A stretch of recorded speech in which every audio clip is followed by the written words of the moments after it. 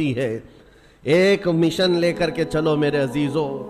میں نے بہت سارے لوگوں کو زندگی میں دیکھا ہے، سیکولر بننے کے چکر میں اس پارٹی والے کو بھی راضی رکھنا ہے، اس کو بھی راضی رکھنا ہے اور اپنی قوم کو بھی راضی رکھنا ہے، اور وہ سب کو راضی رکھنے کے چکر میں ایسا کتا بن جاتا ہے، دھوبی کا کتا، نہ گھر کا نہ گھاٹ کا، ادھر کا بھی نہیں رہا ادھر کا بھی نہیں رہا، سب کو مناتے مناتے رہ گیا۔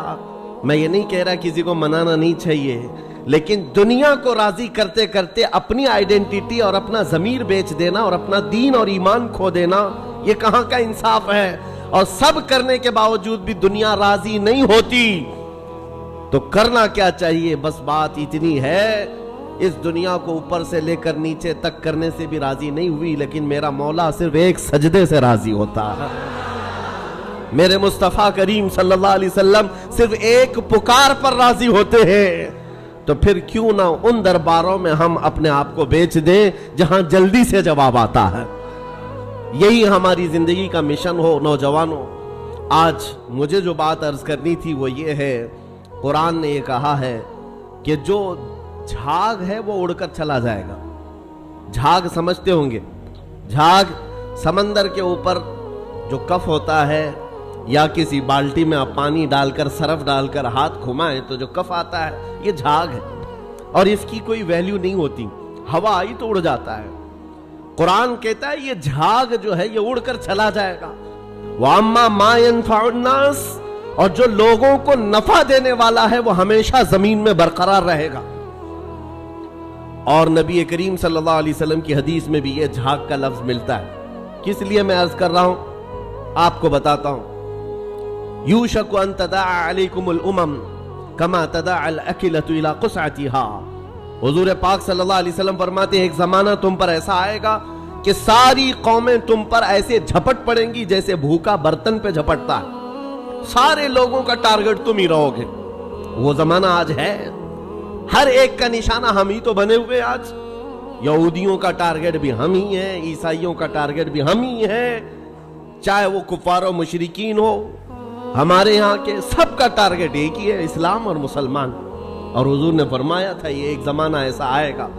تو صحابہ نے پوچھا تھا اس وقت، یومئذ نحن من قلۃ یا رسول اللہ، اے اللہ کے رسول کیا اس زمانے میں ہماری تعداد بہت کم ہوگی؟ نبی پاک صلی اللہ علیہ وسلم فرماتے ہیں وَلَكِنَّكُمْ كَثِيرُونَ غُثَاءً كَغُثَاءِ الْبَحْرِ، نہیں تمہاری تعداد تو بہت زیادہ ہوگی لیکن تمہاری حیثیت سمندر کے جھاگ کی طرح ہوگی، سمندر کے جھاگ کی طرح۔ اب یہ جھاگ کا لفظ آیا، جھاگ اس کو کہتے ہیں جس کی اپنی پیوریٹی نہیں ہوتی، ویلیو نہیں ہے، اس کا زمین میں قرار نہیں ہے، وہ موسم سے بنا اور موسم میں اڑ گیا، ہوا سے نکل گیا۔ اور یہ آج کثیر تعداد کو دیکھ کر کے اندازہ ہو رہا ہے یہ جھاگ ہے، ورنہ پوری دنیا میں آج 100 کروڑ سے زیادہ مسلمانوں کی تعداد، آپ کو اندازہ ہے 1 ارب سے زیادہ کی تعداد مسلمانوں کی ہے۔ 57 ممالک اسلامی ہیں، اسلامی نام سے جو کنٹریز ہیں وہ 57 ممالک ہیں، اتنی بڑی تعداد، لیکن آج ہمت کیسی ہے غیروں کی، کفار و مشرکین کی، جس طرح سے وہ چاہے مسلمانوں کے ساتھ آج کھیلتے ہیں، اور اتنی بڑی تعداد کے ہوتے ہوئے کوئی کچھ نہیں کر پاتا۔ وجہ کیا ہے؟ یہ جھاگ ہے، اس جھاگ کو پیوریٹی میں بدلنے کی آج ضرورت ہے، تعداد نہیں۔ اسی لیے میں ایک جملہ اکثر کہا کرتا ہوں، اسلام میں کوانٹیٹی نہیں کوالٹی دیکھی جاتی ہے، اسی کوالٹی کا نام اخلاص ہے، اسی کوالٹی کا نام پیوریٹی ہے۔ جو اصل چیز ہے وہ ختم ہونے آ گئی۔ آپ کو اندازہ ہے ایک وہ دور ہے جب رسول کریم صلی اللہ تعالی علیہ وسلم کے ساتھ صرف 1200 صحابہ ہیں، اور آپ کا ایک قاصد، حضور پاک کے ایک سفیر جو تبوک کے مقام پر جا رہے تھے۔ جو جنگ تبوک لڑی گئی ہے اس کی وجہ میں بتا رہا ہوں۔ نبی پاک صلی اللہ علیہ وسلم کے ایک سفیر اردن، جو آج کا جارڈن کہلاتا ہے، اس جگہ کی طرف رواں تھے۔ بیچ راستے میں ایک عیسائی گورنر نے پکڑ کر کے حضور کے اس صحابی کے ساتھ بدتمیزی کی اور ان کو دردناک انداز میں قتل کر دیا، بے دردی کے ساتھ شہید کر دیا۔ ایک سفیر، ایک صحابی کا قتل ہوا، خبر پہنچی مدینہ طیبہ میں، تو کیا اس کو عام طور پر لے لیا جائے گا؟ نبی پاک صلی اللہ علیہ وسلم کا ایک سفیر قتل ہو گیا، ایک صحابی قتل ہو گئے؟ نہیں میرے عزیزوں، پورے مدینے میں ایسی ہوا پھیلی۔ دوسری صبح تھی، سارے مدینے کے ہر گھر سے نوجوان، ہر گھر سے سب باہر آئے اور نبی پاک صلی اللہ علیہ وسلم کے سامنے صفے لگا کر کھڑے ہیں۔ آقا اجازت عطا فرمائے، آپ کے ترجمان اور آپ کے سفیر کے ساتھ جس نے کیا ہے، ہم اس کے پورے ملک کو الٹ کر کے آ سکتے، اس کی سلطنت کو ختم کر کے آ سکتے ہیں۔ نبی پاک صلی اللہ تعالی علیہ وسلم نے صحابہ کی صفیں لگائی اور اجازت دیا، خود بھی چل کر کے گئے۔ آپ تاریخ پڑھ کر کے دیکھنا جنگ تبوک کی وجہ کیا تھی۔ حضور اکرم صلی اللہ علیہ وسلم نکلے، 1000 اور کچھ صحابہ تھے، لیکن جیسے ہی ان کا رعب و جمال دیکھا، جلال دیکھا، وہ جو سلطنت تھی بیزنطینی، اور اس وقت ابھی نبی پاک صلی اللہ تعالی علیہ وسلم قریب پہنچے بھی نہیں تھے کہ یہ جنگ چھڑ گئی، اور اس کے بعد ایسی جنگ ہوئی تھی، تاریخ شاہد ہے، نہ وہ گورنر باقی رہا، نہ وہ سلطان باقی رہا، نہ اس کی فوج باقی رہی، پھر صحابہ نے پرچم اسلام لہرا دیا۔ جس نے سلطنت اسلام کے خلاف انگلی بھی اٹھائی ہے، صحابہ کا ایک جم غفیر نکلا تھا، وہ ان کا احساس تھا، وہ ان کی پیوریٹی تھی۔ جنگ بدر میں جب جا رہے تھے، پہلی جنگ تھی، صحابہ کے ساتھ حضور جا رہے تھے، پتہ ہے مدینہ طیبہ سے بدر کا میدان 160 کلومیٹر ہے، تقریباً 160-180 کلومیٹر کے قریب پیدل چل کر کے گئے تھے۔ اور وہاں جانے کے بعد جو صحابہ ہیں ان کو حضور پاک نے ایک خطاب کیا تھا رات کو کہ اگر تم میں سے کسی کو مدینہ واپس جانا ہے تو چلے جاؤ۔ سختیاں بڑھ گئی، 1000 سے زیادہ کافر آ گئے، ہتھیار جنگ سب لے کر کے۔ تو صحابہ کیا کہتے ہیں جانتے ہیں؟ رات میں کھڑے ہو کر انصار صحابہ یہ کہتے ہیں، یا رسول اللہ ہم بنی اسرائیل نہیں ہیں، بنی اسرائیل نہیں ہیں جنہوں نے موسیٰ علیہ السلام سے کہا تھا آپ جائیے اور آپ کا خدا اور آپ مل کر کے لڑیں، ہم امت محمدیہ ہیں۔ یا رسول اللہ آپ تو بدر تک لائے ہیں جو 160 کلومیٹر کا سفر ہے، اگر میرے آقا آپ 1000 کلومیٹر دور یمن تک بھی لے جاتے، ہم میں سے کوئی پلٹ کر کے نہیں دیکھتا، آپ کے ساتھ چلتے۔ یہ صحابہ کا جو احساس تھا نبی پاک صلی اللہ تعالی علیہ وسلم کے ساتھ چلنے کا، وہ اسلام کو ایسا مضبوط بنایا ہوا تھا کہ کسی کو آنکھ اٹھا کر دیکھنے میں 1000 بار سوچنا پڑتا۔ ڈیفنس جو مضبوط ہوتا ہے وہ ہمارے اتحاد سے اور ہمارے احساس سے، تعداد سے نہیں۔ آج بھی بہت سارے لوگوں کے پاس تعداد ہے لیکن وہ تعداد معنی نہیں رکھتی۔ قرآن پاک میں اللہ تعالیٰ نے فرمایا ہے ان یکم منکم 20 صابرون یغلبوا 200، اگر تم میں 20 لوگ صبر والے ہو جائیں، اللہ فرماتا ہے میں 200 پر انہیں غالب کروں گا۔ قرآن کا فرمان جھوٹا نہیں ہے، قرآن کا فرمان غلط نہیں ہو سکتا۔ بس وہ قوم کہاں ہے جن کے اندر پیوریٹی تھی، اخلاص تھا، جو حساس تھے۔ آج دل درد کرتا ہے جب فلسطین کے بچوں کی شہادت دیکھتے ہیں۔ آج 5000 سے زیادہ صرف چھوٹے بچے قتل کیے گئے، ان کا قصور کیا تھا؟ بن کھلے مرجھا گئے، ان کلیوں کا کیا کہنا ہے جو دنیا کی ابھی رانائیاں دیکھے تک نہیں ہیں؟ ان بچوں کی شہادتوں پر دنیا آج خاموش تماشائی ہے۔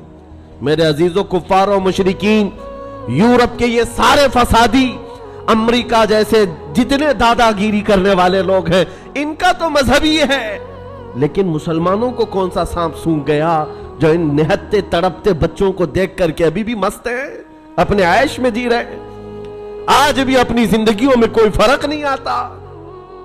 کبھی آپ نے دیکھا، آج بھی جاؤ شادیوں میں، اپنے محلوں میں بے حساب کھانا لٹا دیا جاتا ہے، نالیوں میں پھینکا جاتا ہے، پھر یہ کھانا گرا ہوا ہم دیکھتے ہیں اور ان بچوں کو ایک روٹی کے لیے تڑپتا ہوا دیکھتے ہیں تو دل پر آری چلتی ہے، سینہ کلیجہ منہ کو آتا ہے۔ امت محمدیہ آج ایسے کیسے ہو گئی؟ کس ڈگر پر چل پڑی؟ ایک مومن کو اگر تکلیف ہو تو پورے مومنین کو تڑپنا چاہیے، یہ ایمان کی علامت ہے، ایمان کی علامت ہے۔ نبی کریم صلی اللہ علیہ وسلم نے فرمایا مثل مؤمن کمثل جسد اذا اشتكى عضو تداعى له سائر الجسد بالسهر والحمى. تمام مومنین ایک جسم کی طرح ہیں. ایک عضو کو تکلیف ہو تو پورا جسم تکلیف میں بیمار ہو جاتا ہے, بخار زدہ ہو جاتا ہے. آج نہ ان کی عیاشیوں پر کچھ فرق آیا. دبئی والے, سعودی والے, بحرین والے, قطر والے, ان سب کی عیاشیوں پر کوئی فرق نہیں پڑا. یہ اللہ کے عذاب کے آنے کی علامات بھی ہیں. میرے عزیزو, اندازہ کرو جب کسی کا گھر جل رہا ہے پڑوس میں تو یہ سوچ کر خاموش نہیں بیٹھنا میں محفوظ ہوں. اس کی ایک چنگاری تمہارے گھر کو جلانے کے لیے کافی ہے. وہ چنگاری جب اڑ کر آئے کہ ہمارے گھر ہمارا سارا آشیانہ خاکستر کرے گی. آج میں اس لیے عرض کر رہا ہوں, احساس اگر نہیں ہے تو مومن بھی نہیں ہے. احساس, آپ یہ سوچتے ہوں گے ہم فلسطین کے بارے میں, غزہ کے ان نہتے بچوں کے بارے میں تقریر کرتے ہیں, بیان کرتے ہیں, ہم یہاں بیٹھ کر کے کیا کر سکتے ہیں؟ ہر ایک کے ذہن میں یہی بات آتی ہے. ہم نہ جا سکتے ہیں نہ چل سکتے ہیں. ارے مدد بھیجنے والوں کی مدد تک نہیں جاتی, ہم یہاں کیا کریں؟ ایک دولت ہے, وہی حساس جس کو کہتے ہیں. احساس جس مومن کے دل میں آئے تمہیں اندازہ نہیں, یہ عرش الہی کو ہلا دیتی, عرش الہی کو ہلا دیتی ہے مومن کا احساس کا درد. آپ یہاں بیٹھ کر کے اگر وہ احساس کرتے, آپ کو اندازہ ہے ہمیں احساس ہی تو اسلام نے سکھایا ہے. نبی کریم صلی اللہ تعالی علیہ وسلم کی اس امت میں اگر احساس نہیں, جہاں صحابہ کو حضور نے یہ تعلیم دیا تھا. آپ کو پتہ ہے مدینہ طیبہ میں ایک مہمان آئے حضور کی بارگاہ میں ایک مہمان ہے, اور نبی پاک صلی اللہ تعالی علیہ وسلم کے گھر فاقہ ہے. حضور نے صحابہ سے کہا کوئی ہے جو میرے مہمان کی مہمان نوازی کرے, اللہ اس کی مہمان نوازی کرے گا. حضرت ابو طلحہ انصاری کھڑے ہوتے ہیں, کہا یا رسول اللہ میں آپ کے مہمان کو لے جاتا ہوں. ان کو خود کو خبر نہیں ہے گھر میں کچھ ہے بھی یا نہیں. مہمان کو لے کر چل پڑے. جب گھر آئے بیوی سے کہا رسول اللہ کے مہمان گھر آئے ہیں. بیوی نے کہا آپ نے پوچھا اوچھا کچھ نہیں, گھر میں صرف ایک آدمی کا کھانا ہے, ایک ہی آدمی کا کھانا ہے. میں ہوں, آپ ہیں اور بچے ہیں, 2 بچے ہیں ان کے. بیوی نے یہ کہا تو آپ گھبرائے, کہا ایک آدمی کا کھانا ہے, مہمان گھر پر آیا ہے. اور خاتون بھی کیسی ہے, صحابیہ ہے, کہتی ہیں گھبرائیے مت, اللہ کے رسول کے مہمان آئے, میں بچوں کو تھپک کر کے سلا دوں گی, آج کی رات وہ نہیں کھائیں گے. رسول اللہ کے مہمان گھر پر ہیں. اور اس کے بعد خاتون کہتی ہیں جب میں دسترخوان پر کھانا لا کر کے رکھوں گی, چراغ آپ پھونک کر کے بجھا دینا, اور آپ کھانے جیسی حرکت کرتے رہنا, مہمان کھاتا رہے گا. آپ کھانا نہیں, بس منہ چباتے رہنا اس کے سامنے بیٹھ کر اندھیرے میں, مہمان پیٹ بھر کر کھا لے گا, میں اور آپ ایسے ہی صبر کر لیں گے, اللہ کے رسول کے مہمان کو تو کھلائے. یہ صحابہ کا تھا معاشرہ. مہمان کو دسترخوان پر بٹھایا, بچوں کو تھپک کر سلایا. جب کھانے کا وقت آیا تو آپ نے چراغ گل کر دیا اور کھانا رکھا. مہمان سے کہا کھاؤ. مہمان نے کہا آپ بھی کھائیے. کہا ہم بھی کھا رہے ہیں. اور خالی سوکھا منہ چباتے رہ گئے, اور مہمان اس اندازے میں کہ سب کھا رہے ہیں, پیٹ بھر کر کھانا کھا لیا اور سویا. صبح اٹھنے سے پہلے جبرائیل امین حضور کی بارگاہ میں آئے. کہا یا رسول اللہ صلی اللہ علیہ وسلم, آپ کے مہمان کے ساتھ آپ کے صحابی نے جو سلوک کیا ہے, پورے آسمان کے ملائکہ میں اس کا چرچا چل رہا ہے, اس کا چرچا فرشتوں کے درمیان چل رہا ہے. یہ تھا میرے نبی کا معاشرہ. احساس, کسی ایک کے لیے اپنا پورا نچھاور کر دینا. جنگ موتا کے درمیان ایک پانی کی کھٹوری پر 3 لوگوں نے جان دے دی تھی. یہ بھی واقعات مشہور ہیں. ایک بکری کے گوشت کا بھنا ہوا سرا کسی کے گھر میں آ جائے, صحابی اپنے پڑوس میں بھیجتے رہے, اور وہ پورے مدینے میں گھومتا تھا. ہر صحابی یہ خیال کرتا شاید میرا پڑوسی بھوکا ہے. یہ معاشرہ میرے نبی کا بنایا ہوا تھا. آپ کو پتا ہے حضرت عمر فاروق رضی اللہ تعالیٰ عنہ کا دور ہے, جب آپ رات کے وقت تنہا نکل پڑتے تھے اپنے خادم کے ساتھ مدینے کے حالات کو معلوم کرنے کے لیے. اپنے ایک خادم کے ساتھ کہیں سے گزر رہے تھے، ایک گھر سے کراہنے کی آواز آئی، ایک عورت کے رونے کی آواز آئی، رک گئے، اور آپ کے چہرے پر نقاب پڑا رہتا تھا، امامہ شریف اور نقاب جس طرح سے عربوں کا رواج ہوتا۔ اس گھر کے باہر کھڑے رہے، کھٹکھٹایا تو ایک شوہر، اس کا شوہر باہر آیا، پوچھا کیا بات ہے؟ مرد نے کہا میری بیوی کے ولادت کا وقت قریب آ گیا ہے، حاملہ تھی، بچہ پیدا ہونے کا وقت قریب آ گیا ہے، اور وہ درد زہ سے تڑپ رہی ہے، لیکن دیکھنے کے لیے عورت کوئی نہیں ہے، کوئی عورت قریب میں نہیں ہے۔ خلیفۃ المسلمین ہے وقت کا، جس کے نام سے قیصر و کسریٰ کانپتے ہیں، دوڑ کر اپنے گھر گئے، اپنی بیوی اور اپنی بہو کو بھیجا، جاؤ فلاں گھر میں ایک بچی کی ولادت، ایک عورت درد زہ میں ہے، بچے کی ولادت ہونے والی ہے۔ رات بھر امیر المومنین اپنی عورت اور اپنی بہو کو اس گھر پر بھیجتے ہیں، اور خود آ کر کے باہر انتظار کرتے بیٹھے ہوئے، اس کے شوہر کے ساتھ باتیں کر رہے ہیں، اور گھر سے کچھ کھانا پکا کر لا رہے ہیں، اور وہ مزے سے کھاتا رہا ہے۔ نہ اس شوہر کو معلوم ہے، نہ اس کی بیوی کو معلوم ہے کہ ان کے گھر کی یہ عیادت کرنے والا وقت کا خلیفہ ہے، کسی کو نہیں معلوم۔ صبح بچے کی ولادت ہو گئی، اور اس کے بعد حضرت عمر ایسی خوشیاں بانٹ رہے ہیں جیسے لگتا ہے ان کے گھر میں بچے کی ولادت ہوئی۔ اور جب آپ نے مبارکبادیاں دی اور گھر واپس چلے گئے، تو بعد میں محلے والوں نے کہا رات بھر تیرے گھر میں جو عورتیں تیمارداری کر رہی تھی وہ کوئی اور نہیں، امیر المومنین کی بیوی تھی، امیر المومنین کی بہو تھی۔ یہ احساس تھا، ایک عورت کے درد کی آواز آئے تو خلیفہ بے چین ہو جاتا۔ آج فلسطین سے اٹھنے والی آوازوں سے کسی کی نیند پر فرق نہیں پڑتا، کسی کی نیند خراب نہیں ہوتی۔ وقت کے عیاش حکمران، ظالم حکمران اپنی کرسیوں پر ویسے ہی مزے لے رہے ہیں، بلکہ بسا اوقات ایسا لگتا ہے یہ بچوں کی اور بچیوں کی جھنجھوڑنے والی آواز ان کی کرسیوں کو کیوں نہیں ہلاتی۔ یاد رکھو قرآن پاک میں اللہ نے فرمایا وَإِذَا الْمَوْعُودَةُ سُئِلَتْ بِأَيِّ ذَنبٍ قُتِلَتْ، ان بچوں کو جو آج مار دیا گیا ہے، یہ سورہ تکویر کی آیتیں بتا رہی ہیں، یہ قیامت کے دن بچیاں اٹھائی جائیں گی اور رب تعالیٰ سے پوچھیں گی مولا مجھے بتا کس جرم میں مجھے مارا گیا تھا، میرا گناہ کیا تھا جو مجھے قتل کیا گیا۔ آج یورپ کے درندے اور اسرائیل کے جتنے ظالم ان کے قتل میں شریک ہیں، وہ الگ قاتل ہیں، لیکن یہ چپی اور یہ خاموشی پوری دنیا کی یہ الگ قاتل ہے، یہ الگ قاتل ہے۔ درد ہمیں اس بات کا ہو رہا ہے، اسی لیے شاعر نے کہا تھا نہ ادھر ادھر کی بات کر، مجھے یہ بتا کہ قافلہ لٹا کیوں، مجھے رہزنوں سے غرض نہیں، تیری رہبری کا سوال ہے۔ ڈاکوؤں کا کام ہی ہے ڈاکہ ڈالنا، ڈاکوؤں کا کام ہی ہے مال چھیننا، لیکن سوال تو تمہاری رہبری کا ہے۔ یہ حالات کب بدلیں گے میرے عزیزو؟ اس وقت بدلیں گے جب ہمارا جوان احساس کی زندگی جینے لگ جائے۔ آج ہمیں افسوس ہے اور المیہ ہے، ہم ان ظالم حکمرانوں کے خلاف آواز اٹھاتے ہیں جن کے عیش میں کوئی کمی نہیں ہوتی آج، لیکن ان کو کوس کر کے بول کر کے آپ کو ایسا لگتا ہے یہاں کیا ہونے والا ہے؟ ہونے والا یہ ہے، آپ کو ہم نصیحت کر رہے ہیں، اللہ نے آپ کو جو منصب دیا آپ تو عیاش نہ بنو، آپ تو اس طرح کی بے حسی کی زندگی نہ گزارو، لاپرواہی کی زندگی آپ تو نہ گزارو۔ کبھی دسترخوان پر بیٹھے ہو، نرم غذائیں کھا رہے ہو، اور تمہارے بھائیوں اور بہنوں کے چیخنے کی آواز آئی تو کیا یہ نرم غذائیں تمہارے حلق سے اترتی ہیں؟ کوئی ماں تڑپ رہی ہو سامنے تو کیا یہ نرم غذائیں تمہارے حلق سے تڑپ گزرتی ہیں؟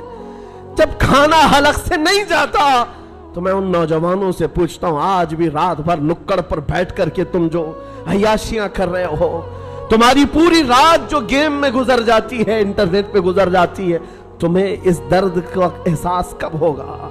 آشیانہ لٹتا چلا گیا اور اب بھی اگر احساس نہیں آیا تو کب آئے گا؟ شاعر نے کہا تھا جگہ جگہ کے تھک چکے ہیں تمہیں یہ ہنگامے، نشاط لذت خواب گراں بدل ڈالو، غلط روی سے منازل کا بودھ بڑھتا ہے، مسافروں روش کارواں بدل ڈالو۔ یہ جس طرح کی زندگی گزارنے کے ہم نے اسلوب بنائے ہیں، آج کیا یہ المیہ نہیں ہے؟ کروڑوں کی تعداد ہونے کے بعد ہر ایرا غیرہ نتو کھیرا آنکھ دکھاتا ہے، ہر کتا ہم پر بھونکنے لگتا ہے۔ وجہ صرف یہی ہے کہ ایمان کی کمزوری ہے، ایمان کی کمزوری ہے۔ نبی پاک صلی اللہ تعالی علیہ وسلم سے بڑھ کر کے تمہارے پاس دروازہ کون سا تھا جہاں اگلوں نے بھی عزت پائی، پچھلوں نے بھی عزت پائی؟ ساری عزت کا دار و مدار میرے مصطفیٰ کے قدم تھے۔ اور آج کل ملا کر کے میں اپنی گفتگو کو آخری درجے پر لاتا ہوں یہ کہتے ہوئے، سب سے بڑا حساس اس دنیا میں کوئی تھا جو درد کا احساس کرتا تھا تو وہ آمنہ کا لال، مدینے کا تاجدار، جس کے بارے میں میرے امام نے کہا تھا، جو نہ بھولا ہم غریبوں کو رضا، یاد اس کی اپنی عادت کیجئے۔ حضور پاک صلی اللہ تعالی علیہ وسلم پر آج کیا گزرتی ہوگی، تمہیں اندازہ ہے اس بات کا؟ حضور اکرم صلی اللہ علیہ وسلم نے فرمایا، اگر تمہارے تلووں میں کانٹا بھی چبھ جائے تو اس کا درد مجھے بھی ہوتا ہے۔ یہ امتیوں کے بارے میں حضور کا فرمان ہے۔ اور جہاں اس نبی کے ان امتیوں کو جو ہمیشہ بیت المقدس کی حفاظت کے لیے اپنی جان وقف کر چکے، جب کاٹا جا رہا ہو، مارا جا رہا ہو، ٹکڑوں میں بدل دیا جا رہا ہو، نبی پاک صلی اللہ تعالی علیہ وسلم پر کیا گزرتی ہوگی؟ آپ یہ سوچتے ہوں گے مدد کیوں نہیں آتی؟ مدد آئے گی، لیکن یہ امتحان کی گھڑی ہے، پوری دنیا کو دیکھا جا رہا ہے اس میں کتنے پیوریٹی والے ہیں، اخلاص والے کتنے ہیں اور کتنے صرف تماشا دیکھنے والے ہیں، یہ بھی دیکھا جائے گا۔ کربلا کا میدان جس طرح امتحان کی گھڑی تھا، اسی طرح آج کا دور بھی امتحان کا وقت ہے، یہ سارے مومنین کو دیکھا جا رہا ہے۔ ہونا تو یہ چاہیے جب ہمارے گھر سے جنازہ نکلتا ہے تو غم اتنا ہوتا ہے کہ بندہ توبہ کر لے، مولا میرے بھی جانے کا وقت قریب آ جائے گا۔ جب موت دیکھتا ہے انسان گھبراتا ہے، ڈرتا ہے اور توبہ کر کے باز آتا ہے۔ اور آج اتنے بڑے بڑے حادثے دیکھ کر کے اگر کوئی نہیں سدھرتا تو پھر اس کے سدھرنے کی امید بھی نظر نہیں آتی۔ اس لیے میرے عزیزوں، نبی پاک صلی اللہ تعالی علیہ وسلم کا جو احساس ہے وہ حضور یہی فرماتے ہیں۔ حضور نے فرمایا، حدیث پاک ہے، من اصبح منا من لم یہتم بامرنا فلیس منا، جو اس حال میں صبح کیا کہ میری امت کے بارے میں کچھ سوچا نہیں، وہ میری امت میں سے نہیں ہے۔ کتنے ہیں ہم میں سے جو صبح کرتے ہیں اور رسول اللہ کی امت کے بارے میں کہتے ہیں؟ آپ کو پتا ہے نبی پاک صلی اللہ تعالی علیہ وسلم نے یہ بھی فرمایا، جس نے میری امت کی مغفرت کی دعا کر دی میری شفاعت اس پر واجب ہے۔ حضور کی امت کے لیے صرف دعا بھی کرتا ہے تو حضور فرماتے میری شفاعت ہے اس پر۔ تو آج یہ احساس پیدا کرو، درد پیدا کرو ایک دوسرے کا، اور ان مومنین کے لیے باضابطہ رب تعالیٰ کی بارگاہ میں گڑ گڑاؤ۔ دعا مومن کا ایک ہتھیار ہے، جب احساس کے دل کے ساتھ اللہ کی بارگاہ میں پکارا جاتا ہے تو عرش الہی بھی ہل جاتا ہے اور دعائیں باریاب ہوتی ہیں اور مدد ضرور آئے گی۔ عزیزان گرام وقار، نبی کریم صلی اللہ تعالی علیہ وسلم کے اس دربار سے ہماری دوری یا آج ہمارے درمیان انتشار پیدا کی ہوئی ہے۔ ہم جو بھٹکے ہوئے ہیں، بگڑے ہوئے ہیں، جگہ جگہ الگ الگ جماعتوں میں، ٹکڑوں میں تبدیل ہیں، ایک ہی وجہ ہے، جس رسی کو ہمیشہ پکڑنے کے لیے کہا گیا تھا وہ رسی ہاتھ سے چھوٹتی ہے تو پھر نہ تمہارا نگہبان تمہیں نظر آتا ہے، نہ تمہاری جماعت کا تمہارا کوئی شناخت تمہاری باقی رہ جاتی ہے۔ اس لیے جس رسی کو پکڑنے کے لیے کہا گیا ہے وہ رسی کوئی اور نہیں، وہ رسول اللہ کی، ناموس کی، ان کی عزت کی، ان کی سنتوں کی رسی ہے۔ آ جاؤ اے نوجوانوں، عزت وہی پر ہے۔ قرآن کہتا ہے وَلِلَّهِ الْعِزَّةُ وَلِرَسُولِهِ وَلِلْمُؤْمِنِينَ، عزت تو اللہ کے لیے ہے، عزت تو رسول کے لیے ہے اور عزت ایمان والوں کے لیے ہے۔ اور نبی پاک صلی اللہ علیہ وسلم کو چھوڑ کر کے اگر تم عزت ڈھونڈتے ہو ہرگز ممکن نہیں۔ آبرو ماں زنام مصطفیٰ، ہم سب کی عزت و آبرو نبی کے نام سے وابستہ ہے۔ آج تو آج ہے، یہ سب پکارنا چھوڑ دو دنیا کو۔ دنیا بہری ہے، گونگی ہے، تمہاری بات نہ ان کے کانوں میں جاتی ہے نہ دلوں پر اترتی ہے۔ یہ مدد کی دعائیاں دینا بند کر دو، اس دنیا کو پکارنا چھوڑ دو، اس لیے کہ ہمارا عقیدہ یہ ہے یہاں پر بھی اور آخرت میں بھی ہمارا اگر کوئی نگہبان اور پاسبان ہے وہ محمد رسول اللہ ہے۔ میرے آقا صلی اللہ علیہ وسلم سے ایک صحابی نے پوچھا، یا رسول اللہ حشر کے میدان میں آپ کی کیفیت کیا ہوگی؟ یہ سنو تو دل باغ باغ ہوتا ہے۔ اے نوجوانوں توجہ سے، حضور فرماتے ہیں میدان محشر میں ایک ہی کیفیت حضور نے بتائی، اور دیگر بہت سارے ہیں، اس میں ایک کیفیت میرے آقا نے جو فرمایا، فرماتے ہیں میدان محشر میں جہاں جم غفیر ہوگا، پورے انسان جمع ہوں گے، حضور فرماتے ہیں میرے کندھے پر چادر پڑی ہوگی، میرے کندھے پر چادر ہوگی، اور وہ کبھی کبھار کھسک کر گر رہی ہوگی، میں ایک ہاتھ سے اپنی چادر سنبھال رہا ہوں گا اور ایک ہاتھ سے اپنے امتیوں کو پکڑ پکڑ کر جنت میں لے جا رہا ہوں گا۔ جو نہ بھولا ہم غریبوں کو رضا، یاد اس کی اپنی عادت کیجئے، اس بھرے محشر کے میدان میں ہمیں پہچاننے والا کوئی ہے تو وہ رسول اللہ کی ذات ہے۔ جب تمہیں پتا ہے نبی پاک صلی اللہ تعالیٰ علیہ وسلم وہاں پر بھی ہمیں نہیں چھوڑنا چاہتے، قبر کے حالات کے بارے میں بھی بزرگوں کی روایتیں پڑھو، بزرگوں کے متعلق یہ کیا آپ نے نہیں پڑھا؟ ایک مومن صالح جب قبر میں جاتا ہے، منکر نکیر کے آنے سے پہلے رسول اللہ تشریف لاتے ہیں اور فرشتوں سے کہتے ہیں ذرا آہستہ سے جگاؤ، بڑا تھک کر کے آیا ہے، یہ میرا غلام ہے۔ تاج الشریعہ نے یہ فرمایا تھا بارگاہ مصطفیٰ میں، یا رسول اللہ میں مروں تو میرے آقا یہ ملائکہ سے کہنا اسے کوئی مت جگانا، ابھی آنکھ لگ گئی ہے، تیرے دامن کرم میں جسے نیند آ گئی ہے، جو فنا نہ ہوگی اسے زندگی ملی ہے۔ یہ عنصر اس لیے میں بتا رہا ہوں، وہ قبر میں بھی ہمارے پاس آنے والے ہیں اور حشر میں بھی آنے والے ہیں، اسی لیے اعلیٰ حضرت کی سنو۔ اعلیٰ حضرت نے کیا فرمایا؟ آج لے ان کی پناہ، آج مدد مانگ ان سے، کل نہ مانیں گے قیامت میں اگر مان گیا، انہیں جانا انہیں مانا، نہ رکھا غیر سے کام، للہ الحمد میں دنیا سے مسلمان گیا۔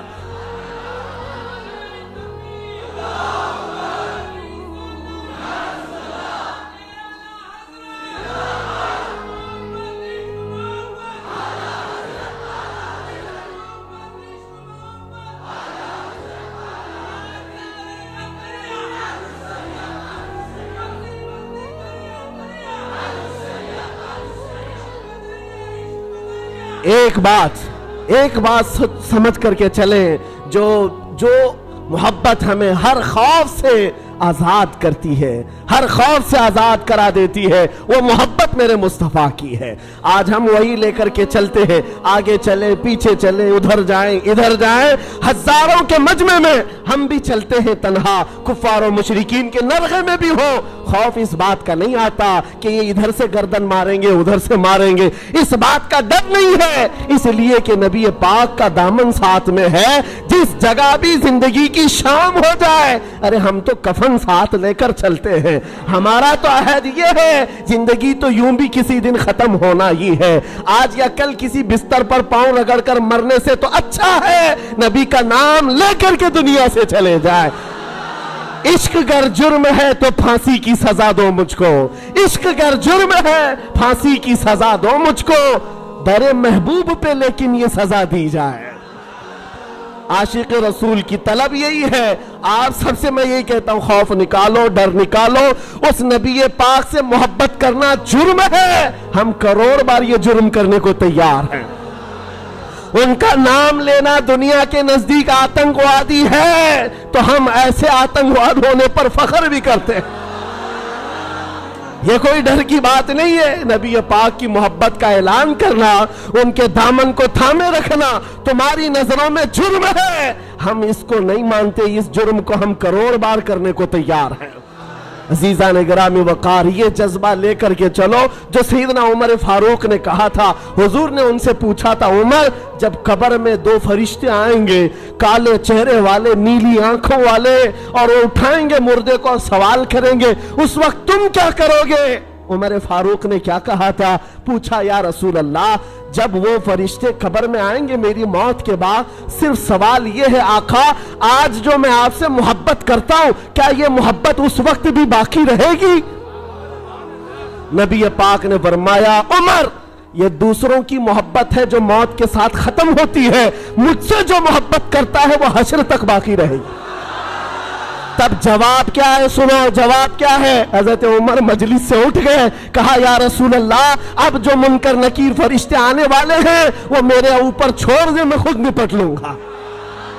جب نبی پاک کی محبت ساتھ ہے تو پھر ڈر کس بات کا ہے، خوف کس بات کا ہے؟